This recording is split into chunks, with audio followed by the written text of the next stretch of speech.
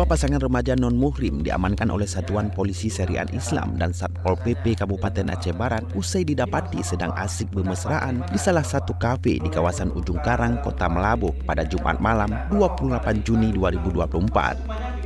Menurut keterangan petugas, kedua pasangan sejoli ini diamankan pada saat petugas sedang melakukan operasi terpadu di seputaran Kota Melabuh. Setibanya di lokasi, petugas mendapati dua remaja yang masih berstatus pelajar dan mahasiswa tersebut tengah asik bermesraan di tempat yang sepi. Usai diinterogasi, kedua sejoli ini kemudian digelandang ke kantor Satpol PPWH untuk dimintai keterangan lebih lanjut. Karena mereka ini berdua melanggar kanun jinayat nomor 6 tahun 2014 ya. Jadi kena pasal ikhtilat mereka berduaan ya di tempat yang agak sepi ya.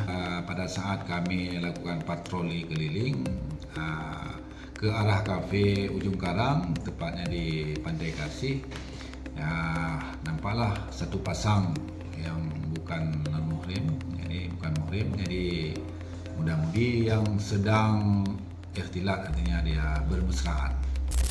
Dua pasangan remaja tersebut melanggar kanun jinayat nomor 6 dengan pasal 25 ayat 1 ikhtilat yang sengaja berduaan di tempat sepi dengan pasangan yang bukan mahram.